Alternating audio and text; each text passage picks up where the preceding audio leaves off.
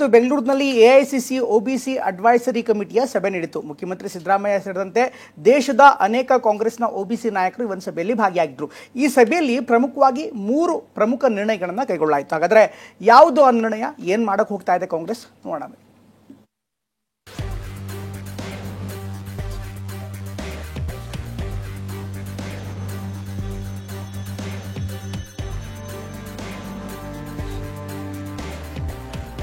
ಎಐಸಿಸಿಯ OBC ಸಲಹಾ ಮಂಡಳಿ ಬೆಂಗಳೂರಿನಲ್ಲಿ ಮೊದಲ ಸಭೆ ನಡೆಸಿದೆ. ಸಿಎಂ ಸಿದ್ದರಾಮಯ್ಯ ಇವತ್ತಿನ ಅಹಿಂದ ಸಭೆಯ ಅಧ್ಯಕ್ಷತೆಯನ್ನು ವಹಿಸಿಕೊಂಡಿದ್ದರು.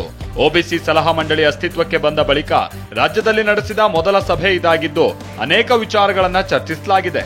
20ಕ್ಕೂ ಹೆಚ್ಚು ನಾಯಕರು ಒಬಿಸಿ ವರ್ಗಕ್ಕೆ ಹೆಚ್ಚಿನ ಪ್ರಾತಿನಿಧ್ಯ ಹಾಗೂ ಕೇಂದ್ರದ ಜನಗಣತಿ ವೇಳೆ ಜಾತಿಗಣತಿಯನ್ನ ಹೆಚ್ಚು ಪರಿಣಾಮಕಾರಿಯಾಗಿ ಮಾಡುವ ಬಗ್ಗೆ ಚರ್ಚಿಸಿದ್ದಾರೆ. ಕಾಂಗ್ರೆಸ್ ನಾಯಕರು 2 ದಿನಗಳ ಕಾಲ ಸುದೀರ್ಘ ಚರ್ಚೆಯನ್ನ ನಡೆಸಿದ್ದಾರೆ. ಇವತ್ತಿನ ಸಭೆಯಲ್ಲಿ 3 ಪ್ರಮುಖ ನಿರ್ಣಯಗಳನ್ನ ತೆಗೆದುಕೊಂಡಿದ್ದಾರೆ. ಆ ನಿರ್ಣಯಗಳು ಯಾವ್ದ್ಯಾವುದು ಅಂದ್ರೆ,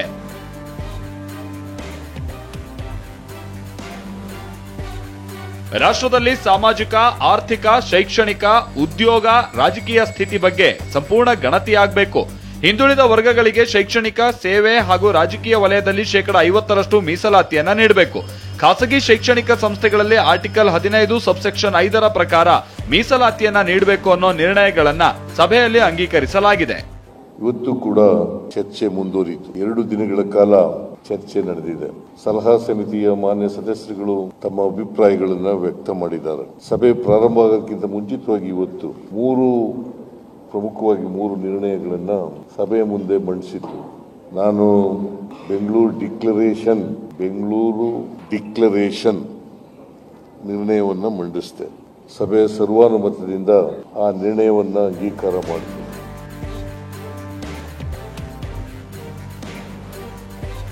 ರಾಹುಲ್ಗೆ ನ್ಯಾಯ ಯೋಧನೆಂಬ ಬಿರುದು ನೀಡಿದ ಒಬಿಸಿ ಸಲಹಾ ಸಮಿತಿ. ಇಷ್ಟೇ ಅಲ್ಲ, ಲೋಕಸಭಾ ವಿಪಕ್ಷ ನಾಯಕ ರಾಹುಲ್ ಗಾಂಧಿಗೆ ಎಐಸಿಸಿ ಒಬಿಸಿ ಸಲಹಾ ಸಮಿತಿ ನ್ಯಾಯ ಯೋಧ ಎಂಬ ಬಿರುದನ್ನ ನೀಡಿದೆ. ಇನ್ನು ಒಬಿಸಿ ಸಭೆಯಲ್ಲಿ ಭವಿಷ್ಯದ ಕಾರ್ಯಸೂಚಿ ಬಗ್ಗೆ ನಿರ್ಧಾರವನ್ನ ಕೈಗೊಳ್ಳಲಾಗಿದೆ. ಕೇಂದ್ರ ಮತ್ತು ರಾಜ್ಯಗಳ ಬಜೆಟ್ ವಿತರಣಾ ಸಂದರ್ಭದಲ್ಲಿ, ಬಜೆಟ್ ಅಲ್ಲಿ ಕಾರ್ಯಕ್ರಮಗಳನ್ನ ಮಾಡೋ ಸಂದರ್ಭದಲ್ಲಿ ಅವರ ಹಕ್ಕನ್ನು ಅವರಿಗೆ ಕೊಡಿಸ್ತಕ್ಕಂಥ ಕೆಲಸವನ್ನ ರಾಹುಲ್ ಗಾಂಧಿ ಅವರು ಘೋಷಣೆ ಮಾಡಿದಕ್ಕೋಸ್ಕರ ಅವರಿಗೆ ನ್ಯಾಯ ಯೋಧ ಅಂತ ಹೇಳಿ ನಾವೆಲ್ಲರೂ ಸಹ ಅವರಿಗೆ ನಾಮಕರಣ ಮಾಡಿದ್ದೀವಿ. ಒಬಿಸಿ ಸಲಹಾ ಸಮಿತಿ ಸಭೆಗೆ ಬಿಜೆಪಿ ತಿರುಗೇಟು ಕೊಟ್ಟಿದೆ. ಬಿಹಾರ ಚುನಾವಣೆಗಾಗಿ ಈ ಮೊಸಳೆ ಕಣ್ಣೀರು ಅಂತ ಬಿವೈ ವಿಜಯೇಂದ್ರ ಲೇವಡಿ ಮಾಡಿದ್ದಾರೆ.